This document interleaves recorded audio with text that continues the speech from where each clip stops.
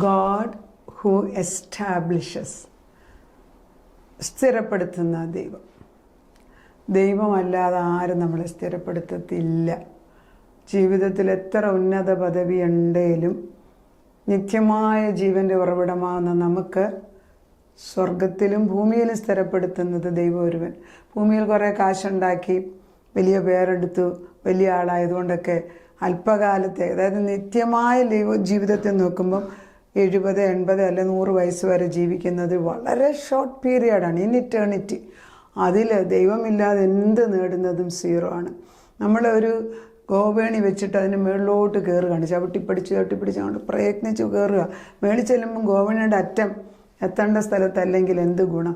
അതുകൊണ്ട് ദൈവത്തിൻ്റെ ആത്മാവിൽ സ്ഥിരപ്പെടുത്തുന്ന ദൈവമാണെന്ന് പറഞ്ഞ് മനസ്സിലാക്കണം. ദൈവത്തിൻ്റെ ആത്മാവിൽ 2 സാമുവേൽ 5:12 ഞാൻ വായിക്കുന്നത്.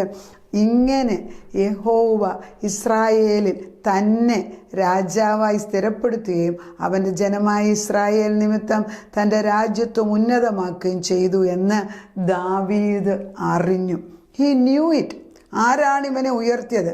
യഹോവ ഇസ്രായേലിൽ തന്നെ രാജാവാക്കി സ്ഥിരപ്പെടും. He establishes. ദാവീദ് രാജാവിനെ കുറിച്ച് നോക്കുമ്പം ദാവീദ് ഒരു ബാലനായിരുന്നപ്പോൾ സമൂവേൽ ചെന്ന് അഭിഷേകം ചെയ്ത് വെച്ച് അന്ന് തൊട്ട് ഓട്ടമാണ്. ശൗൽ രാജാവ് ഇദ്ദേഹത്തിനെ കൊല്ലാൻ എത്ര പ്രാവശ്യം പരിശ്രമിക്കുന്നു. ശത്രു രാജാവിൻ്റെ മുമ്പിൽ ചെന്ന് ഭ്രാന്തനായിട്ട് നടക്കുന്ന സമയമുണ്ട്.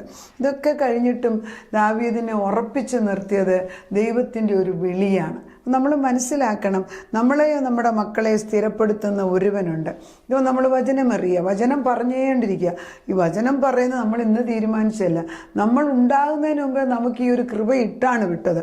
ഇത് നീ പറഞ്ഞാൽ നിനക്ക് കിരീടം കിട്ടും, പറഞ്ഞില്ലെങ്കിൽ നിനക്കത് നഷ്ടപ്പെടും, അത്രയേ ഉള്ളൂ. അതുകൊണ്ട് നിത്യരക്ഷ കിട്ടുന്ന കാര്യമല്ല, അത് ദൈവം തൻ്റെ സ്നേഹം കൊണ്ട് തന്നു കഴിഞ്ഞു. പക്ഷെ ചുമതലകൾ, ഏൽപ്പിച്ച കടമകൾ ചെയ്യാതെ ചെന്നാൽ പല കിരീടങ്ങളും നമുക്ക് കിട്ടാതെ പോകുന്നു. അത് ഞാൻ ഈ അടുത്ത ദിവസം എന്നോട് ഒരു ഫ്രണ്ട് പറഞ്ഞു, മാഡം പണ്ട് ഞാൻ ഓർക്കുന്നുണ്ട്, ഒരു മനുഷ്യൻ മരിച്ചു കഴിഞ്ഞിട്ട് സ്വർഗത്തിൽ ചെന്നപ്പം അയാളുടെ ഭവനം കാണിച്ചു കൊടുത്ത് ദൈവം. ഞാൻ തന്നെ പറഞ്ഞതാണ്, ഞാൻ മറന്നു, ആ കൊച്ചിങ്ങോട്ട് പറഞ്ഞുകൊണ്ട് ഓർപ്പിക്കുന്നു. അപ്പം ആ വീട്ടിനകത്ത് എല്ലാ മുറിയും കാണിച്ചു കൊടുത്തിട്ട് യേശു ഒരു മുറി തുറക്കുന്നില്ല. അപ്പോൾ ഈ മനുഷ്യൻ ചോദിക്കുന്നു, എന്താണ് ഈ മുറി തുറക്കാത്തതെന്ന്. അപ്പം കർത്താവ് പറഞ്ഞു, അത് തുറന്ന് കാണിച്ചാൽ നിനക്ക് സങ്കടമായിരിക്കും, അതുകൊണ്ടാണ് തുറക്കാഞ്ഞ്. എന്നാലും തുറന്ന് കാണിക്കാൻ പറഞ്ഞു. അങ്ങനെ അവൻ നിർബന്ധിച്ചു കഴിഞ്ഞപ്പം തുറന്ന് കാണിച്ചപ്പോൾ എന്താ സംഭവിച്ചത്? അവന് സ്വർഗത്തിൽ, ഇവൻ ഭൂമിയിലായിരുന്നപ്പോൾ സ്വർഗത്തിൽ അവന് ഭൂമിയിലേക്ക് അയക്കേണ്ട പ്രസൻസ് മുഴുവൻ റാപ്പ് ചെയ്ത് ഗോൾഡൻ റിബൺ ഇട്ട് കെട്ടി അവിടെ ഇരിപ്പുണ്ട്. ഒന്നും ഇവൻ ചോദിക്കാഞ്ഞതിനാൽ ഭൂമിയിൽ അവന് ലഭിച്ചില്ല. അത് ഭൂമിയിൽ ജീവിക്കുമ്പോൾ നമുക്ക് പല വാഗ്ദത്തങ്ങളും അനുഗ്രഹങ്ങളും തരാൻ ദൈവം നിശ്ചയിച്ച് കഴിഞ്ഞിരിക്കുക. അപ്പം നമ്മുടെ കുഞ്ഞുങ്ങളുണ്ടാകുമ്പം നമ്മൾ 1 വയസ്സാകുമ്പം തൊട്ട് അവർക്ക് ബർത്ത്ഡേ സെലിബ്രേറ്റ് ചെയ്യാൻ തുടങ്ങും. അന്നേരം നമ്മൾ ഓരോ ആവശ്യങ്ങളനുസരിച്ച് അവർക്ക് പ്രസൻസ് വാങ്ങിച്ചു കൊടുക്കും. അവരെത്ര പ്രായമായാലും ഒരു അമ്മയ്ക്ക് ആ കുഞ്ഞ് ചെറുപ്പമല്ലേ, അവൻ്റെ ബർത്ത്ഡേ നമുക്ക് വലുതല്ലേ. അതുപോലെ പിതാവാം ദൈവം, പുത്രനാം ദൈവം, പരിശുദ്ധാത്മാവ് ദൈവം നമ്മളിൽ സന്തോഷിക്കുന്നു എന്ന് നമ്മൾ മനസ്സിലാക്കുന്നില്ല എങ്കിൽ, ഹേ മനുഷ്യ, നീ എന്തിനാ ജീവിക്കുന്നത്? അങ്ങനെ തന്നെയാണ് ദൈവം ചോദിക്കുന്നത്. കർത്താവിന് ഒരു ഗുണവും, ദാവീദ് ഒത്തിരി വലിയ വിശുദ്ധനൊന്നും അല്ലായിരുന്നു. ദാവീദിൻ്റെ ജീവിതം നോക്കുമ്പം പല പാളിച്ചകളും സംഭവിച്ച ഒരു രാജാവാണ്. പക്ഷെ ഒന്നുണ്ടായിരുന്നു, അത് ഒരു തീരുമാനമെടുത്താൽ ഈ ദാവീദ് രാജാവിൻ്റെ കാലത്താണ് ഇസ്രായേലിൻ്റെ ടെറിട്ടറി ഏറ്റവും കൂടുതൽ വലുതാക്കിയെടുത്തത്. ദാവീദിൻ്റെ കോട്ടയെന്നും പറഞ്ഞ് ഹെബ്രോണിലൊക്കെ വെച്ച് ദൈവത്തിൻ്റെ വേണ്ടി ആലയം ഉണ്ടാക്കാൻ കൊട്ടാരം ഉണ്ടാക്കിയതൊക്കെ ദാവീദിൻ്റെ കാലത്താണ്. ദാവീദിൻ്റെ മകനാകുന്ന സൊലൊമോനാണ് ആലയം പണിതാണ്. ദാവീദിൽ കൂടിയ കിട്ടിയ അനുഗ്രഹം കൊണ്ട് നമ്മൾ മനസ്സിലാണ് തലമുറയായിട്ട് പാസ് ചെയ്യുന്ന അനുഗ്രഹം. 2 സാമുവേൽ 5-ാം അധ്യായം തുടങ്ങുമ്പോഴിങ്ങനെയാണ്, ദൈവത്തിൻ്റെ അനന്തര ഇസ്രായേൽ ഗോത്രങ്ങളൊക്കെയും ഹെബ്രോനിൽ ദാവീദിൻ്റെ അടുക്കൽ വന്ന്. അപ്പോൾ നേരത്തെ ഇസ്രായേൽ ജന ദാവീദിനെതിരായിരുന്നു, അന്ന് ശൗലെതിരായിരുന്നു. പക്ഷേ ശൗല് നശിച്ചു കഴിഞ്ഞപ്പോഴത്തേക്ക് ഞങ്ങൾ വന്നിട്ട് ഈ ഇസ്രായേലിലുള്ള ഒന്ന് ചൂണ്ടിയിട്ട്, ഞങ്ങൾ നിൻ്റെ അസ്ഥിയും മാംസവുമാണ്, ഇപ്പം ഞങ്ങൾ ഒന്നായി.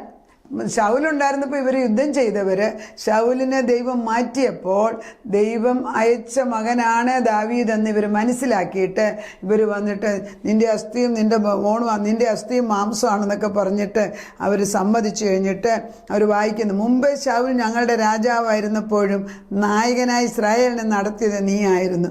നീ എൻ്റെ ജനമായ ഇസ്രായേലിനെ മേയ്ക്കുകയും ഇസ്രായേലിന് പ്രഭുവായിരിക്കുകയും ചെയ്യുമെന്ന് യഹോവ നിന്നോട് അരുളി ചെയ്തിട്ടുമുണ്ട് എന്ന് പറഞ്ഞു. അപ്പം ദൈവ ആത്മാവിലാണ് ശൗലിൻ്റെ കാലത്തും യുദ്ധം ചെയ്തപ്പം ദാവീദ് ഗോലിയാത്തിനെ വെട്ടിക്കൊന്നതും ഫിലിസ്തീൻസിന് അഗൻസ്റ്റായിട്ട് യുദ്ധത്തിൽ ജയിച്ചതും ഒക്കെ ദാവീദ് മുഖാന്തരമാണെന്ന് ഇവർക്കെല്ലാം അറിയാം. പക്ഷെ ഇവരാരും ആ സമയത്ത് ശൗല് നിന്നിടത്തോളം കാലം ദാവീദ് രാജാവാകുന്നില്ല. ദാവീദിനെ രാജാവാക്കേണ്ട സമയത്ത് ദൈവം ശൗലിനെ മാറ്റുന്നു. അവിടെ 5-ാം അധ്യായത്തിൽ ഇങ്ങനെയാണ് വായിക്കുന്നത്, ദാവീദ് രാജ എബ്രോനിൽ വെച്ച് യഹോവയുടെ സന്നിധിയിൽ അവരോട് ഉടമ്പടി ചെയ്തു. അവർ ദാവീദിനെ ഇസ്രായേലിന് രാജാവായിട്ട് അഭിഷേകം ചെയ്തു. ദാവീദ് വാഴ്ച തുടങ്ങിയപ്പോൾ അവന് 30 വയസ്സായിരുന്നു. അവൻ 40 സംവത്സരം വാണു. എബ്രോൻ യഹൂദയ്ക്ക് 7 സംവത്സരവും 6 മാസവും യെരൂശലേമിൽ എല്ലാ ഇസ്രായേലിലും യഹൂദയ്ക്ക് 33 സംവത്സരം രാജാവായി വാണു.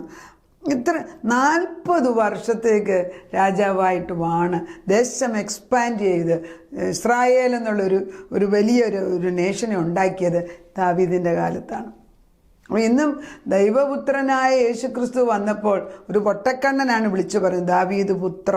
അപ്പം ഈ രാജകീയ പദവിയിൽ ഇറങ്ങി വരുവാൻ ദൈവം തീരുമാനിച്ച ഒരു വ്യക്തിയാണ് ദാവീദ്. അപ്പോൾ ദാവീദിനെ കുറിച്ചുള്ള അഭിഷേകം വലുതാകിയാൽ ദാവീദിൻ്റെ ജീവിതത്തിൽ ഒത്തിരി യുദ്ധം ചെയ്തു. അതുകൊണ്ടാണ് ദാവീദ് ആലയം പണിയാൻ സമയത്ത് ദൈവത്തോട് ചോദിക്കുമ്പോൾ ദൈവം പറഞ്ഞു, നീ ആലയം പണിയേണ്ട ആവശ്യമില്ല, നീ ഒത്തിരി രക്തം നിൻ്റെ കൈ കൊണ്ട് ഒത്തിരി രക്തം ചൊരിഞ്ഞ് അതുകൊണ്ട് നിനക്ക് പകരം നിൻ്റെ മകനെ കൊണ്ട് ഞാൻ ആലയം പണിയിപ്പിച്ചോളാം. അപ്പോൾ സ്ഥിരപ്പെടുത്തുന്ന ഒരു ദൈവം വന്നേച്ച് പറയുകയാണ് ഞാനാണ്. പക്ഷെ നമ്മൾ ഓരോരുത്തരും മനസ്സിലാക്കേണ്ടത് ദൈവമാണ് എന്നെ സ്ഥിരപ്പെടുത്തുന്നത് നമ്മൾ മനസ്സിലാക്കണം.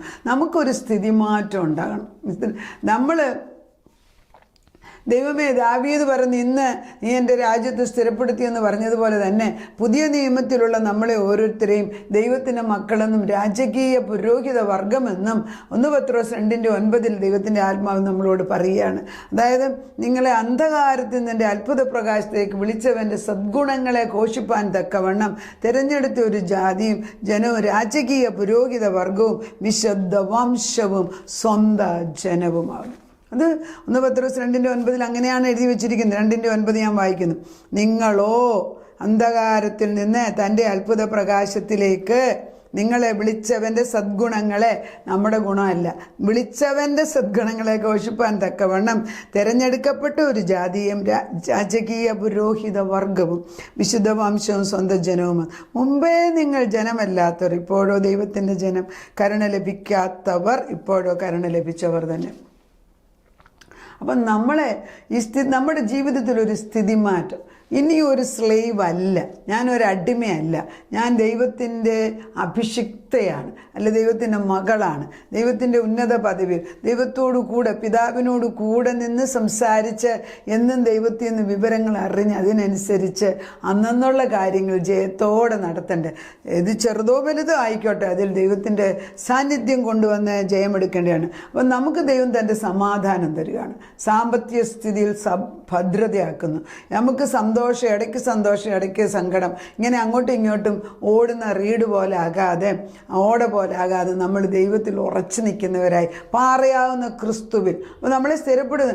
ദൈവം എഴുന്നേൽക്കുന്നു. സങ്കീർത്തനം 68 തന്നെ പറയുന്നുണ്ട്, ദൈവം എഴുന്നേൽക്കണം.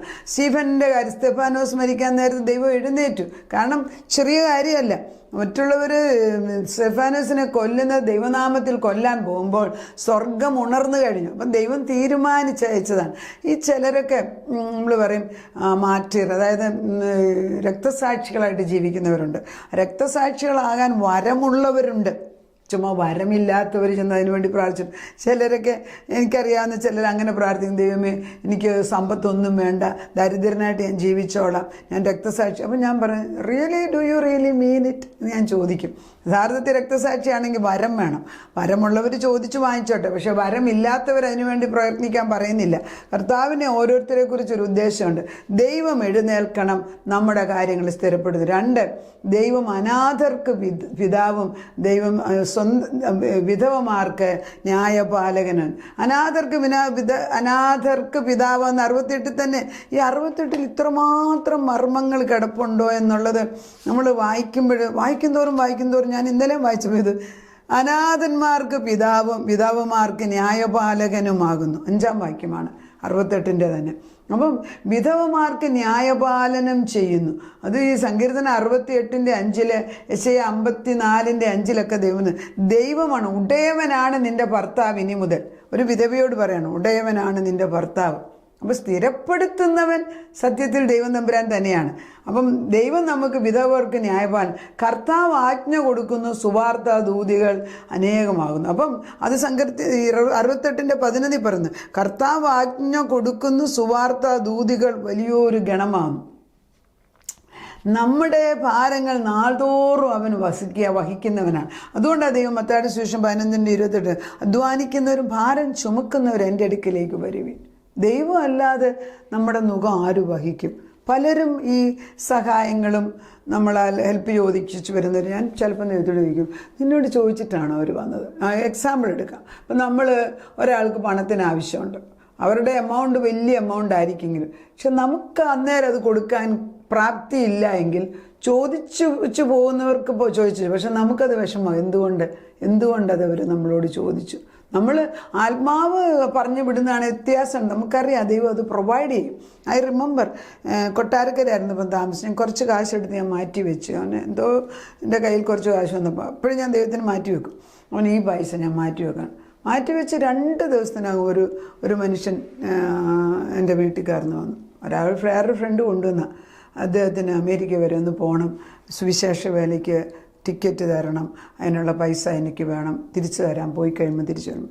ഞാൻ ഉടനെ ഓർത്ത്, ഇന്നലെ അങ്ങോട്ട് മാറ്റി വെച്ചതേ ഉള്ളല്ലോ ഭർത്താവ്, ഒരുപക്ഷെ നീ അയച്ചതാണോ? See that I had the provision with me, അല്ലെങ്കിൽ ഞാൻ അങ്ങനെ കൊടുക്കും.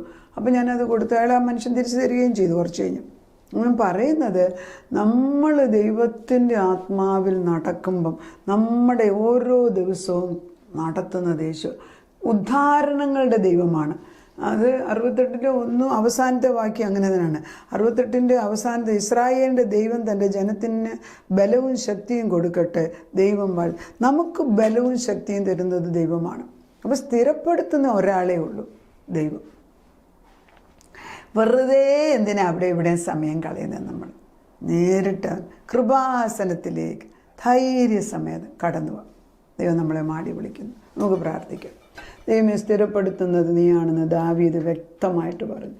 ദൈവത്തിൻ്റെ വിളിയുള്ള ഒരു മകൻ കർത്താവിൻ്റെ ഇഷ്ടപ്രകാരം ശൗലിനെ കൊല്ലേണ്ട സമയത്ത് പലപ്പോഴും കൊല്ലാതെ അവിടെ നിർത്തി, ദുഷ്ടനെ അങ്ങനെ അങ്ങ് പ്രബലപ്പെടുത്തി, അവസാനം ദൈവം മാറ്റിക്കഴിഞ്ഞപ്പോൾ എല്ലാ ജനതയും വന്ന് എൻ്റെ സ്വന്തം രക്തവും മാംസമാണൊക്കെ പറഞ്ഞ് ദാവീദിനെ രാജാവാക്കിയെന്ന് ഇപ്പോൾ നമ്മൾ വായിച്ചു. കർത്താവേ, അതെത്രയോ വിശുദ്ധമായ രീതിയിൽ ഒരു രക്തച്ചൊരിച്ചിലില്ലാതെ നിൻ്റെ മകനെ അവിടെ ശത്രുവിനെ അകറ്റി നിർത്തിക്കൊണ്ട് ഒരു രാജാവാക്കിയതുപോലെ ഞങ്ങളുടെ തലമുറകളോട് ഞങ്ങളോട് നീ കരുണ തോന്നി സ്ഥിരപ്പെടുത്തുന്നവൻ നീയാണെന്ന് ഞങ്ങൾ ഉറപ്പിച്ച് വിശ്വസിക്കുന്നു.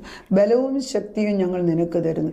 നീ ഞങ്ങൾക്ക് ബലം തരാതെ ഞങ്ങൾ മുമ്പോട്ട് പോകത്തില്ല. അതുകൊണ്ട് നിന്നിൽ ആശ്രയിച്ച് കർത്താവെ ആശ്രയിക്കുന്നത്, അതായത് സ്ഥിരമാനസൻ നിന്നിലാണ് ആശ്രയിക്കുന്നത്. പൂർണ്ണ സമാധാനത്തിൽ കാക്കേണ്ട ചുമതല നിൻ്റേത്.